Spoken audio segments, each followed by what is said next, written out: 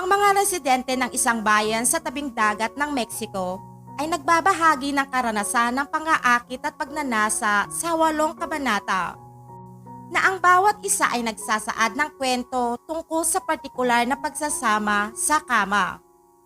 Hello mga kaboso! Welcome back sa Netflix. Ang pelikula na ating matutunghayan ngayon ay pinamagatang Desire o Deseo sa salitang Spanish na ipinalabas noong 2013. Nagsimula ang pelikula na makikita ang isang bus na may sakay ng mga pasahero patungo sa kanilang destinasyon.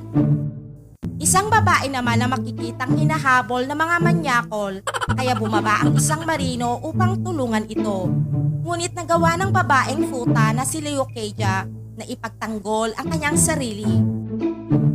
Nang mapansin ni Leo Keja na isang marino ang lalaking nasa kanyang harapan, nakaramdam ito ng kakaibang init ng kanyang katawan kaya nilandi-landi ito ng hitad at sinabi na dalhin siya nito sa kanyang barko nang magawa nila lahat ang kanilang gusto.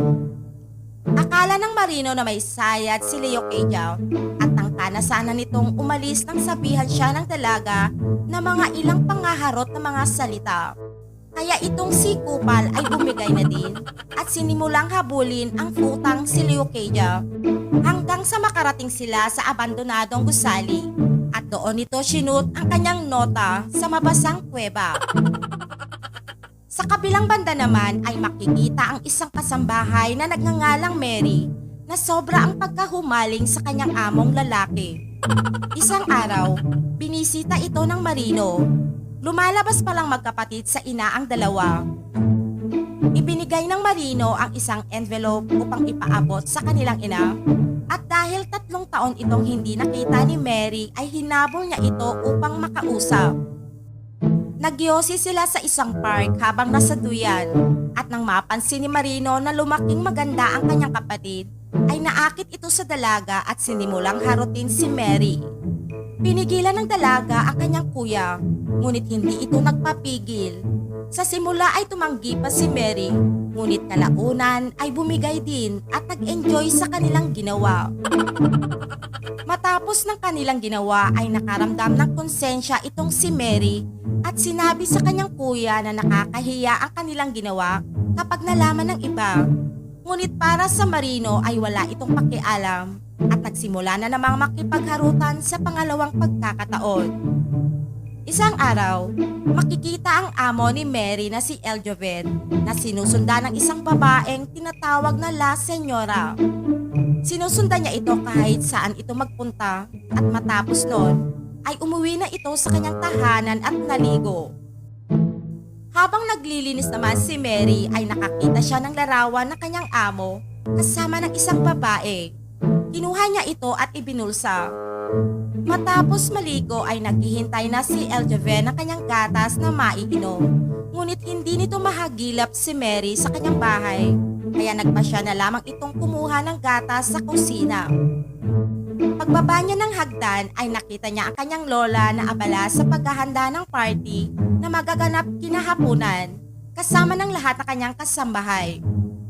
Maraming kilalang mga tao ang dumalo at isa na doon si La Señora kasama ang kanyang asawa.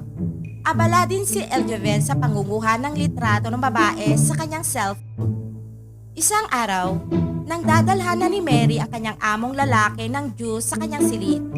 Nagtanong ito sa kanya kung may suot ba siyang panty. Nang marinig ng dalaga ang tanong ni Eljoven ay nabigla ito.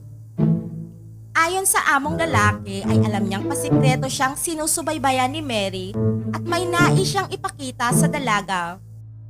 Habang sinasabi iyon ay tinanggal ng lalaki ang kanyang nakatapis na tuwalya.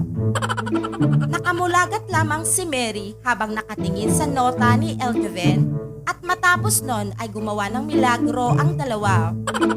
Sa sumunod na araw ay patuloy na sinusubaybayan ni Eljoven si La Señora at ayaw ng babae na may makakita sa kanila kaya sa pilitan na lamang siyang sumakay sa kotse ng lalaki.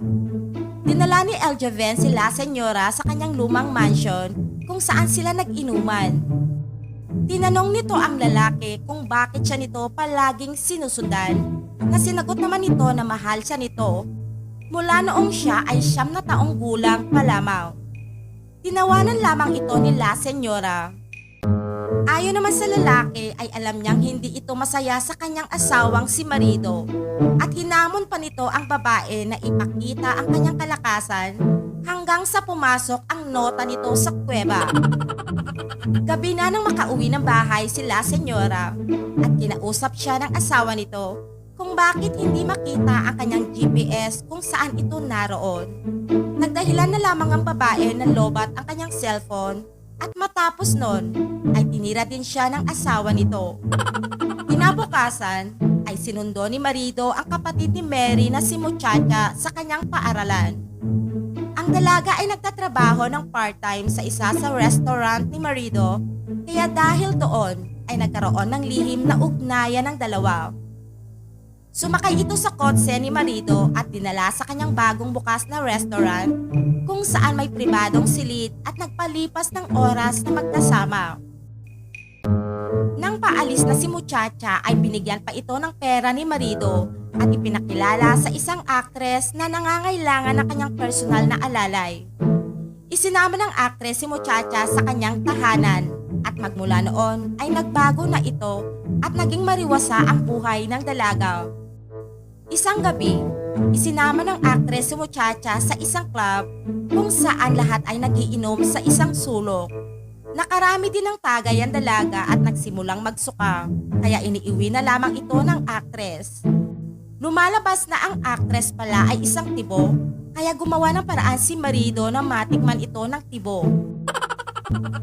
Labag sa kalooban ni Muchacha ang ganoong setup, ngunit pinilit ito ng aktres na makasamang maligo sa pool. Matapos nun ay may nangyaring kababalaghan sa dalawa. Kahit hindi gusto ni Muchacha ang nangyari sa kanila, ay nag-enjoy naman siya. Tinrato siya ng aktres na kanyang girlfriend, ngunit hindi komportable ang babae dito. Nagpasya si Muchacha na mamaalam na sa aktres, kaya inihatid ito ang dalaga sa kanyang bahay. At doon makikita si Leo Keja, ang unang babae na makikita sa simula ng pelikula na hinahabol na naman ng mga abusado. Habang nagtatago ito ay nakita nito ang kotse ng aktres, kaya agad siyang sumakay dito at sabay na umalis patungo sa bahay ni Leo Keja.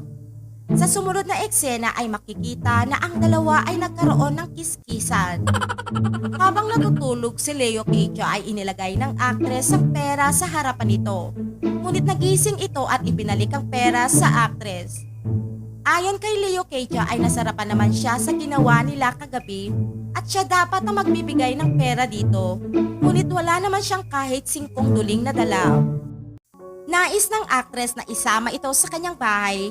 Ngunit tumanggi si Leo Keja dahil may hinihintay siyang lalaki na nagbigay sa kanya ng 1 kwintas. Nang oras ding iyon ay paparating naman ang marino na may dalang bulaklak. Masaya si Leo Keja nang makita ito. Pumayag naman ang aktres dahil para sa kanya, kung saan masaya ang kanyang minamahal ay palalayain niya ito. At sa huli ay makikitang lumuluha ang aktres dahil palagi na lamang siyang iniiwan ng kanyang babaeng minamahal. Marami pong salamat sa panonood mga kaboso. Huwag po nating kakalimutang mag-subscribe sa aking channel, pa-like, comment at share na din.